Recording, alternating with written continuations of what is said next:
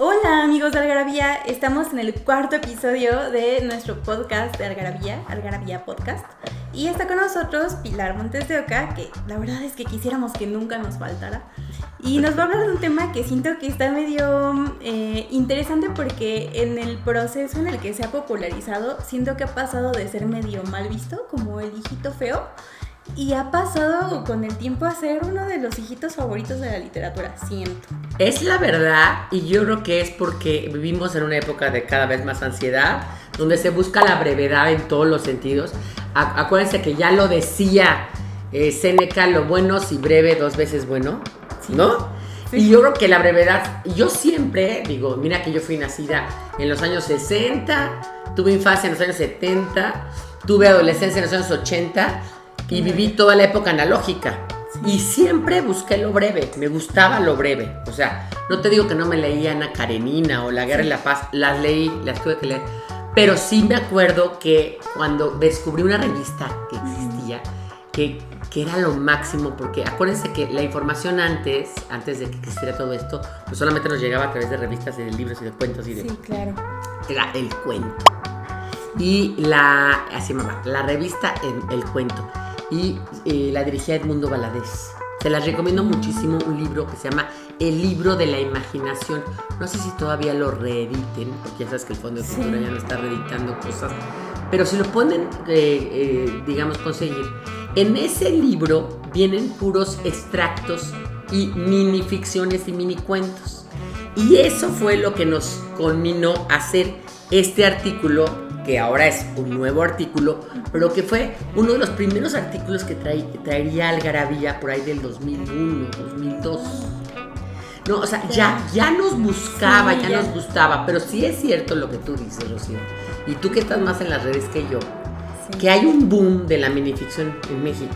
Sí, claro, y yo diría que no en México en general. Ajá, porque, bueno, justo la gente que empezamos a trabajar ya en la vida digital, o sea, la verdad es que yo tengo una experiencia un poco diferente. Yo empecé redactando con no te puedes pasar de 900 palabras porque eso ya es muy largo y la gente no va a leer tu artículo. Y luego entré a Algarabía y pude hacer un texto de 2500 palabras por primera vez en mi vida. Que para ti era larguísimo. Para mí era una biblia, sí. Fue la primera vez que tuve un texto impreso que está por ahí Y yo me acuerdo que los textos papers lingüísticos, yo soy lingüista, tenían que tener mínimo 10,000 palabras. Sí. O sea, un paper lingüístico tenía. Entonces, luego no lo leía. Y no contaban las referencias. No contaba, ni referencias, ni pies de página, ni bibliografía. Y eso obviamente hacía que lo leyeran muy pocas personas. Tu sinodal, tus 3 colegas, y luego ya hace una revista y dice, no, tu mamá no, porque mi mamá no entendía lingüística, no, la mamá ni siquiera. Aparte mi mamá un día dijo una cosa que se los tengo que contar, mi mamá vive, ahí está, un saludo a mi mamá, chido, mandarle saludo a la señora Pilar. Hermosa, Mi mamá vive, tiene 89 años, y un día dijo, es miembro del consejo, un día dijo, a mí Algarabía me encanta, la leo toda, pero ya cuando vienen así artículos de gramática y de palabras y de sufijos, yo eso sí me los salto. O sea, los que escribes tú. No, bueno, los que yo escribo. Pues dile que te pegue una portada en el refri. Y ahorita hablando de eso puede ser una minificción. Sí. O sea, te estoy contando esa anécdota, esa pequeña anécdota, no puede ser una minificción, pero ahorita me di cuenta que sí hay muchas maneras de llamarle a la minificción. Y por favor déjame decir, esta es una oda a las personas que medimos 1.5 metros. O sea, ustedes agarren 1.5 metros de listón, ahí estoy yo. Esto que va a leer es maravilloso para todos los bajitos, de verdad. ¿Por qué? Pues porque es breve. Uno nunca se sintió tan bien como después de leer eso. Pero dicen que en los textos breves nombrados con múltiples palabras puede ser minificción, microrelato, minicuento, microcuento, semicuento, que ahí hablaría que yo no estoy de acuerdo porque no es semi, es un cuento completo. Es un cuento completo. Mini texto, microficción, brevicuento, cuento escuálido, cuento diminuto, cuento en miniatura, cuento instantáneo, cuento más corto, cuentines, cuentemas, variinvención, cuento rápido, ficción rápida, ficción súbita, relato microscópico, rompenormas, texto de pigmeo, texto ultra brevísimo, ultra corto, ultra cuento, cuentos pigmeos, liliputienses, arte conciso, cuentículos, textículos, entre otros muchos. Ahora va a ser cámbiale cuento por persona y ahí estamos todos los chaparros. Bueno, pero te voy a decir una cosa. Hay una cosa que tienen los chaparros que es muy bonita, que es que a final de cuentas, primero son así como que dicen que caballo potrillo, caballo chiquillo siempre potrillo. Entonces siempre es más joven siempre. Sí, uno se ve chiquito aunque ya esté pasando los 30. Y yo tengo una hija que mide también no le llega al 1.50. Sí. Entonces ahí estamos. Entonces lo que es interesante es que ha habido muchos estudiosos de este tema, porque el primer cuento que se hizo famoso, a ver, ¿cuál fue? El del dinosaurio. A ver. Estoy segura que fue el del dinosaurio. Fue el del dinosaurio. Sí. Causó sensación, lo tradujeron a varias lenguas. Sí. Y fue es un cuento de los años 60. Yo creo que ya no es de los 50. Era Tito Monterroso viviendo en México, que sale de la dictadura de Guatemala, se viene a México. Tito Monterroso era una persona muy chistosa, era muy simpático, era así como gordito, muy simpático. Vamos a meter aquí un insert de Tito Monterroso. De Tito Monterroso, Augusto Monterroso, pero todo el mundo le decía Tito, ¿no? Y hace su famoso cuento del dinosaurio, que si lo puedes leer, por favor. Sí, claro, porque cuando despertó, el dinosaurio todavía estaba allí.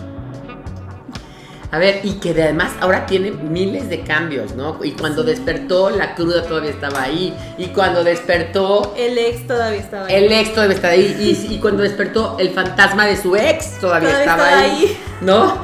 Y cuando despertó, los kilos de más todavía estaban ahí, ¿no? O sea, y así podemos ir muchos más. Pero, ¿qué es lo que hace? Y sí me gustaría decirlo, digamos, ya desde la crítica literaria, más que la parte juguetona de la microficción, que es muy interesante, lo que hace que un cuento sea microficción, es decir, que no sea una anécdota, una frase, un refrancillo, sí, o una cosa que nada más queda es que tenga efecto. Acuérdense que el cuento es un género literario entre la novela, el ensayo, la poesía, la crónica, ¿no? El cuento tiene como vocación tener un efecto al final, es decir, que siempre te sientas sorprendido como al su final. Otra vuelta de tuerca. Como que tenga su otra vuelta de tuerca. Si tú estás leyendo un cuento y no le encuentras ese final, ese plot twist podría ser, o vuelta de tuerca, como dirías tú, o también sorpresa, ¿no? O incredulidad. Ay, no puedo creer que esto terminó así. Entonces no es cuento. Que es un poco diferente a la novela, ¿no? La novela no tiene que terminar así. Puede tener varios plot twists. La novela es como una madeja de estambre así que tu gato jugó y así, y al final termina en algo muy extraño. Puede ser, ¿no? O sea, como que pasa por un montón de lugares. El cuento sí tiene su giro, sí termina en esa sorpresa, en ese asombro. Tal cual, porque por ejemplo, si vamos a volver a los rusos, ¿no? Ana Karenina, no, pues le pasan muchísimas cosas y entonces se enamora y se desenamora. Se enamora el otro y y muere, ¿no? Ok, sí, pero no hay un efecto al final, ¿no? Te quedas muy triste, cierras el libro y dices tal. O Madame Bovary, bueno, pues que sí, no te imaginas que va a pasar ese final, pero al final de cuentas dices, pasaron muchas cosas antes, sí, y descubriste cosas, pero en el cuento, aunque sea un cuento largo, ¿no? El otro día leí el famosísimo Bartleby, que si no lo han leído, por favor, léanlo, de Herman Melville, el mismo autor de Moby Dick. Este cuento de Bartleby es sobre un escribano, un notario, un escribano de Wall Street, fíjate, porque ya, acuérdate que Herman Melville, Herman Melville, pues acuérdate que ya era digamos, escribía en Nueva York, no era neoyorquino, pero escribía en Nueva York, y entonces este escribano tenía a un ayudante, acuérdate, imagínate lo que era ser un notario sin computadora, todo lo tenían a mano, en la mañana y un escribano en la noche. En la tarde, perdón, a uno antes de comer. Y nunca le funcionaban porque uno siempre estaba mal por el hambre y no escribía bien. Y el otro siempre estaba mal por el mal del puerco y el sueño y nunca escribían bien. Entonces, consiga uno que se llama Bartleby. Y ya les voy a contar. Pero bueno, básicamente su frase es preferiría no hacerlo. La frase emblemática de Bartleby. Y acaba con, o sea, es una noveleta, un cuento largo y aún así tiene un efecto al final que no te puedes ni imaginar. Justo. De hecho, yo recuerdo alguno de los cuentos que me dejó así como muy sorprendida cuando leí de adolescente fue Los jarros de café de Mario Benedetti. Yo le llamo los pocillos. Los pocillos. Qué joya, qué joya de cuento. Y justo tiene muy bien hecho ese efecto. O sea, tú lo lees y todo el cuento estás pensando mil cosas de todos los personajes que están ahí. Porque uno es ciego, porque el otro no, porque el cuñado, que porque que son los amantes, que si no sé qué. Pero el cierre en una frasecita que te da una perspectiva totalmente diferente. No lo digas, no les spoilees, que puedan leer los pocillos. Búsquenlo ahorita. Y es cortito. Sí, en Ciudad Selva seguramente lo tiene. No es mini. No es mini. Entonces, ¿por qué este cuento, este microcuento tiene efecto? Es porque, bueno, y cuando despertó, el dinosaurio todavía está de ahí, te puedes hacer una serie de historias, ¿no? O de imaginación que te lleven a ese efecto de decir, ¿qué pasó? ¿Por qué todavía estaba ahí, no? Sí, y al final tiene un inicio, tiene como un nudo de que la persona está despertando, está a la expectativa de algo y tiene una respuesta de ese algo, ¿no? Que es la permanencia del dinosaurio. Creo que por eso es que se cierra el cuento. Y sí tiene como su giro, porque pues al final un dinosaurio, pues salvo que estemos, no sé, en un cuento de ciencia ficción, pues no. Ajá, de Ray existe, Bradbury no existe. Sí. Claro. Entonces, aquí me gusta lo que dice Sandra Bianchi. Dice, leer microficción es inaugurar un evento comunicativo complejo. Si toda literatura celebra la tensión entre lo dicho y lo omitido, puede decirse que las producciones breves construyen sus blancos de significado y sostienen al lector en un estado de alerta y vacilación que no siempre se clausura en la última línea del texto, sino que realmente tiene como es toda la ficción, no es la última línea, es todo lo que sea, ¿no? Sí. Entonces, te iba a decir algunos otros que busqué, que vienen también en algunas otras algarabías, porque en cada algarabía van a encontrar una microficción. Eso es interesante. Eso sí. Siempre ha habido una. Este me encanta, y yo creo que habla de las personas que somos enamoradizas o que nos hemos enamorado una o varias veces en nuestra vida. Este me encanta. La mujer que amé se ha convertido en fantasma. Yo soy el lugar de sus apariciones. Sí.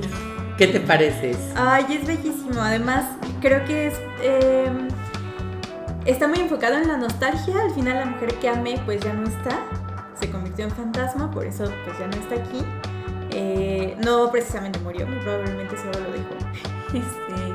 Pero ese es revivir a la persona, vivir con su fantasma, con la persona que te creaste mentalmente de la persona que amas. Exactamente. Te puede durar toda la vida, de verdad te puede durar toda la vida vivir con esa persona, aunque ya no te hable nunca. Eso está genial, porque además dice, la mujer que me se ha convertido en fantasma. Yo soy el lugar de sus apariciones, ¿no? Que es una cosa hermosa. Y que es uno de los cuentos más antiguos, o una de las microficciones más antiguas, o minicuentos más antiguos. Chuang Tzu soñó que era una mariposa. Al despertar ignoraba si Tzu, que había soñado, era una mariposa, o si era una mariposa y estaba soñando que era Tzu. Ese es muy bello porque, bueno, es muy bello y es muy filosófico también, porque te lleva a preguntarte qué de la realidad es real. Cuando despiertas dejas de estar soñando y estás viviendo una realidad pues real, tangible y todo esto que ocurre con... Entonces justo eso, es cuestionar la realidad de los sentidos a partir de esa belleza. Y fíjate que quien lo trae al español, y lo traduce y lo trae en su primera antología de la literatura fantástica, lo trae Borges Cambioli. Sí. Porque ellos estaban enamorados de esta idea del sueño. Acuérdate que Borges ama los espejos, ama los sueños, el tiempo, ¿no? Esta forma inaudita del tiempo. Este es un pedacito de Rayuela, pero que muchos críticos literarios han dicho que Julio Cortázar lo hizo como si fuera una minificción. Y después de hacer todo lo que hace, se levantan, se bañan, se entalcan, se perfuman, se peinan, se visten y así progresivamente van volviendo a ser lo que no son. ¡Qué maravilla! Y todos lo hacemos todos los días. Exactamente. De lo que no somos. Exactamente. Entonces es hacer el amor, estar juntos y de repente cada uno, ¿no? Tomar su camino y volver a ser lo que no son. Y sí, aquí el efecto está en la última línea, ¿no? Volver a ser lo que no son. Incluso tiene más peso porque es hacer el amor, entonces es como si lo que fueran por naturaleza sea ser amantes. Así cuando es. se separan dejan de ser lo que son por naturaleza. Exactamente. Hay una cosa que también tiene la minificción, la microficción, porque este podcast lo hacemos para que ustedes puedan tener conversaciones en sus próximos reuniones, ligues o cualquier lugar, fiestas. Es que el título muchas veces es parte del efecto, sí, ¿no? Entonces, en esta de Agustín Monreal, el cuento se llama Reencarnación, ¿ok? Entonces se llama Reencarnación. Y el texto, la minificción dice, carajo, otra vez perro. O sea, pero si no se llamara Reencarnación no haría sentido, ¿no? Sí, claro. Eso es lo que es interesante en la minificción. Sí, totalmente. Si no se llamara así, pues sería raro, ¿no? Pero... Sí. Reencarnación, carajo, otra vez perro, carajo, me pudo haber tocado otra cosa, ¿no? Si me toca perro de familia pudiente, sí, ya acepto. Exactamente.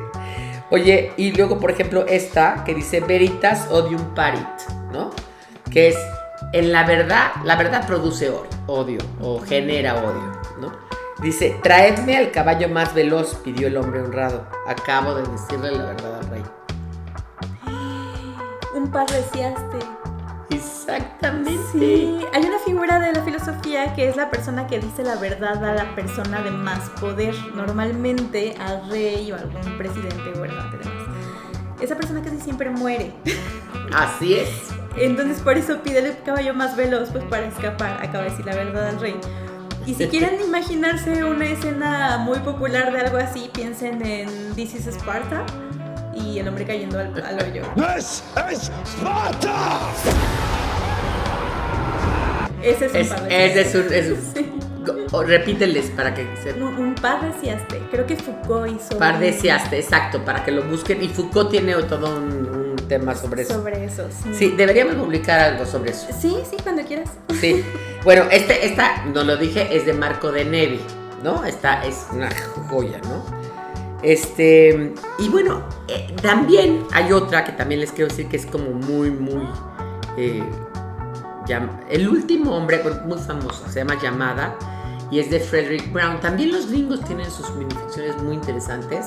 De hecho, yo tengo un libro de textos cortos de Salinger, o sea, cuentos de Salinger, ¿no? Y algunos no son tan cortos, pero sí, o sea, son textos cortos de J.D. Salinger, del Guardián del Centeno, okay, ¿no? El famoso escritor norteamericano que inauguraría la literatura para adolescentes, ¿no? Frederick Brown.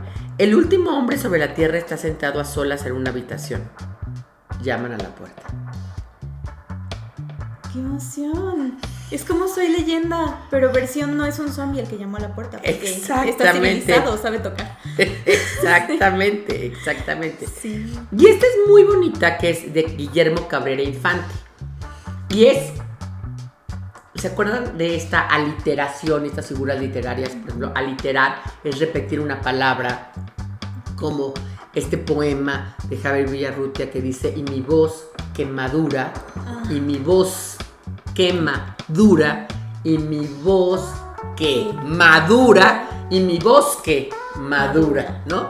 Entonces es todo esto, ¿no? O esta canción que seguramente la han oído en aras de Thalía, ahora que la traigo, de Roberto Carlos, que dice: ven, que esta sed de amarte me hace bien, ¿no?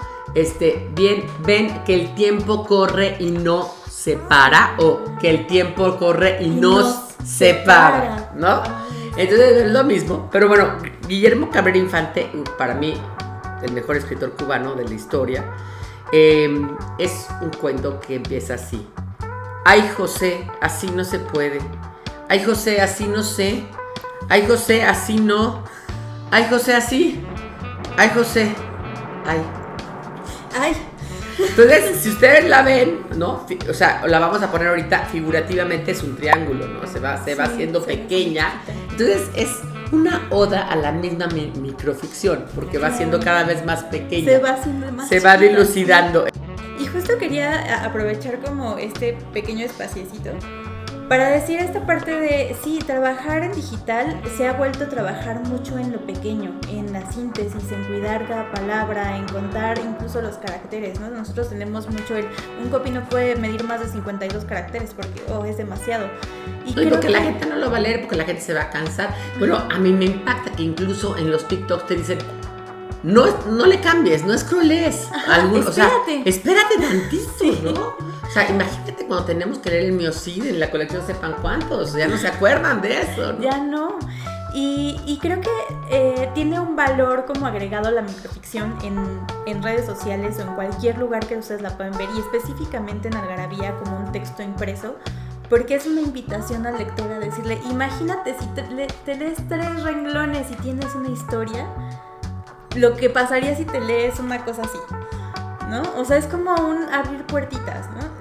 Recuerdo alguna vez Taibo II en una presentación dijo, no le des nunca más de 30 páginas a un libro, si no te gustó, no es tu libro, cámbialo, pero sigue leyendo. Eso también lo decía Borges, ¿no? Es una cosa hedonista, ¿no? Sí, claro. Sí, claro. La lectura debe ser tan placentera como ver una serie o como estar en TikTok, ¿no? Sí. O sea, debe ser tan placentero como eso, ¿no? Justo, siento que los minicuentos, las minificciones son como los TikToks de la literatura. O sea, tú te lees varios y luego te juro, vas a querer ver el podcast, pero así es.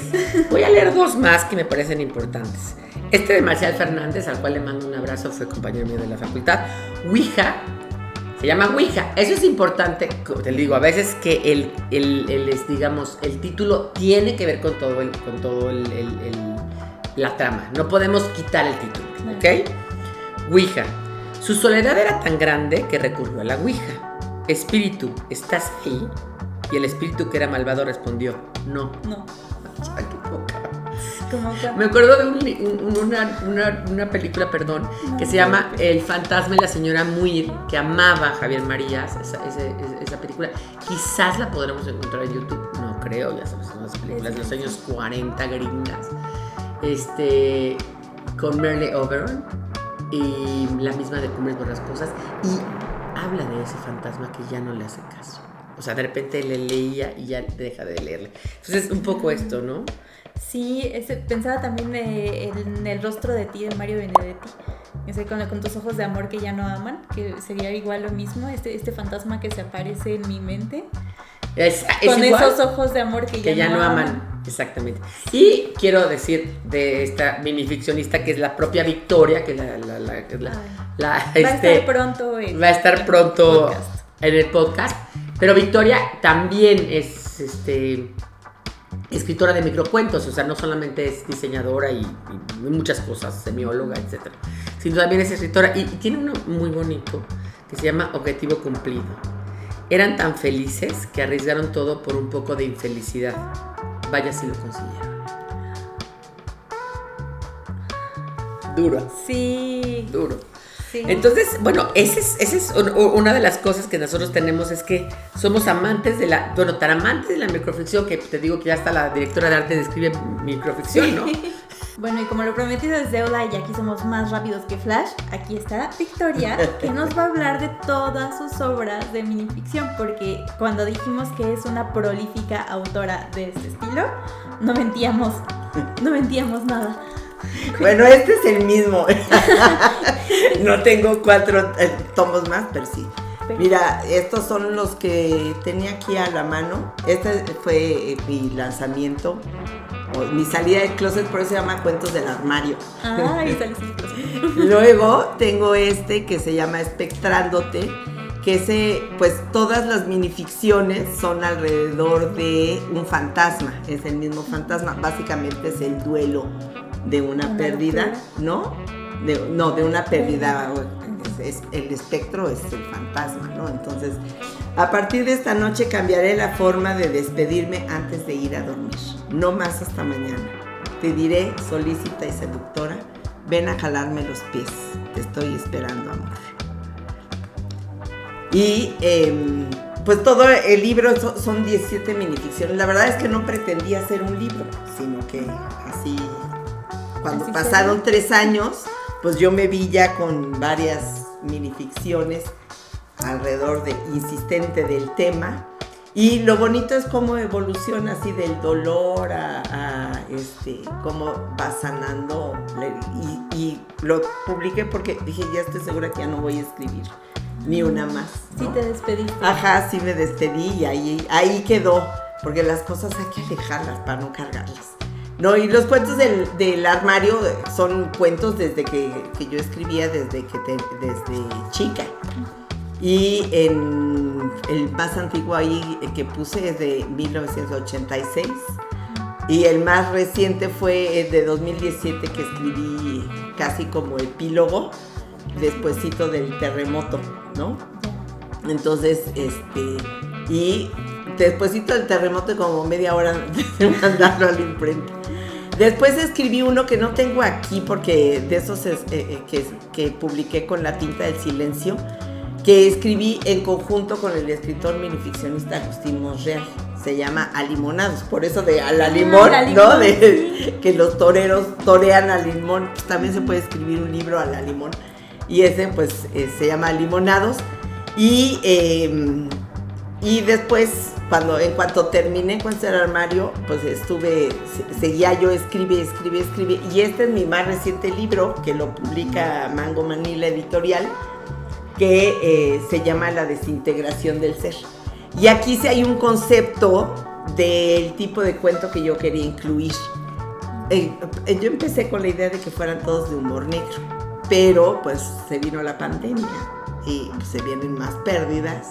Y entonces, pues también se puso medio trágico. Pero lo que los une es que en realidad aquí todos los cuentos, todas las situaciones, la cosa valió gorro o sea, ya se fue por el caño. Se fue por el caño. Literalmente hay un cuento de un niño que se va por el caño. Pero aparte de los textos, a ver si alcanzan a ver, también el libro se va desintegrando. Cada vez los cuentos son más cortos, hasta que terminamos en el último texto, ¿no? Hasta el colofón se va colofón desintegrando. Sí. Aquí todo se va desintegrando porque pues todas las situaciones son así. Y entonces desde cómo están acomodados los textos y eso tiene que ver con este concepto de, pues ya todo se ve, o sea, y hasta irse por el caño también es así, ¿no? La caída. Ir hasta por el goteo. Pues estos son mis pequeños. Además he estado en muchas antologías. Tenemos en Algarabía, tenemos una que hicimos con la Universidad de Aguascalientes, que se llama Lotería Mexicana Canto de Minificción. Eso lo pueden encontrar en nuestra página web. Y creo que también está Cuentos del Armario, porque Algarabía lo distribuyó. Y esta es una edición internacional, se publicó en El Salvador. Y bueno, pues es de nuestra editorial amiga y hermana Mango Manila. ¿Y por qué de colorcitos? ¿Por qué de colorcitos? Por hacer un libro, cuesta mucho dinero hacerlo. Imprimir a color es más caro que imprimir en una tinta. Y que también el papel, pues pensamos en papel bond. Entonces cuando tú piensas lo más barato es papel bond y una tinta, entonces te quedan libros de blanco y negro. Sí. Y dije, pero si hay papel bond de colores y cartulina. Esta es cartulina Bristol de la que usábamos para la papelería, ¿no? Así es lo más barato que hay. Esa que se les olvida. Es como papel bond grueso. O sea, la cartulina Bristol es como papel bond grueso. Entonces dije, pues si hay de 4 colores. Y entonces dije, pues vamos a usar. Todo es una tinta. La impresión de la portada es una tinta. Pero los papeles ya son de color y no nos costó el color. Dije, pues si hay 4, pues 4. Y todos tienen los colores distintos. Dije, qué flojera que todo sea amarillo, que todo sea verde. Entonces, el amarillo tiene hojas azules, el azul tiene hojas verdes, el verde tiene hojas rosas y el rosa tiene hojas amarillas. Perfecto, está increíble. De verdad, yo creo que compren los 4. Ajá, y sí. pónganlos en su librero, sí. Sí, ¿verdad? Hay que comprar los 4. Yo sería muy feliz. Y la editora también. También. Y ustedes también, Ajá. porque tendrían un librero todavía más bonito. Y ¿sabes qué? Este libro además nos ayudó un amigo que se llama Eric Olivares, que es un súper diseñador. Nos ayudó a hacer algunas viñetas Entonces, no todos tienen por justamente la escasez de papel. Solo si para poder hacer el efecto de que se iba reduciendo, pues necesitábamos de todos modos que siempre todos los cuentitos, sobre todo cuando empezaron a hacer de una página o menos, que estuvieran siempre del lado derecho. Entonces, del lado izquierdo quedaba la página en blanco y ahí metimos las viñetitas. Están muy Así que bonitas, la verdad. dice una amiga que son como macarrones. Son como macarrones. Como macarrones, Dentro. hay que comérselos. Bueno, pues muchas gracias, Victoria. Gracias a Y ustedes. regresamos a nuestra platiquita de infecciones con Pilar. También hay una cosa que nos recuerda un poco la literatura infantil, ¿no? La literatura infantil, los cuentos no son tan cortos, pero también tienen un gran efecto. O sea, siempre tienen que terminar en algo. Y yo quisiera terminar diciéndoles que no les dé miedo empezar a leer. Digo que la microficción es una buena manera de empezar a leerle, ¿no? A leerle, a meterte en el mundo de la lectura, que a final de cuentas da paz frente a las redes. Yo creo que las redes sociales van a acabar siendo, sobre todo estas verticales, van a acabar siendo como el cigarro, ¿no? Eso de que todos fumaban en los años 60, 70 y 80. Fumábamos hasta que todo el mundo dijo, güey, eso mata, eso va a pasar con las... Sí. A mí se me va a pasar con las redes sociales. Pero este que se llama El Emigrante, de Luis Felipe Lomelí, me gustaría terminar este podcast hablando de él y contándoles este cuento tan largo, de una línea. ¿Olvida usted algo? Ojalá. El Emigrante, de Luis Felipe Lomelí. ¿Olvida usted algo? Ojalá. Es grande que es de las mejores, ¿no? O sea, la verdad. Y bueno, y el de Bioy Casares, obviamente no podía quitar sin mi escritor favorito. El escenógrafo del sueño se cansa pronto y concluye su trabajo de cualquier manera. Y sí es cierto, porque como que el cuento empiezas el sueño, empiezas como a soñar algo y de repente como que todo ¿no? Sí. Y luego ya no te acuerdas qué pasó, ¿no? Sí. Si no lo cuentas rápido, sí, ya a la media hora ya no te acuerdas. No, ya no te acuerdas. Sí, entonces por eso dice él, el escenógrafo del sueño se cansa pronto y concluye su trabajo de cualquier manera. La manera que sea, que le dé la gana, ¿no? Chicos, muchas gracias por escucharnos, por vernos y nos están viendo. Estamos cada jueves a las 10 con un nuevo episodio de Algarabía Podcast. Es un hijito de la nueva edición de Algarabía. Y pues síganos en todos lados, estamos en YouTube, estamos en Spotify y estamos en las redes sociales de Algarabía como siempre.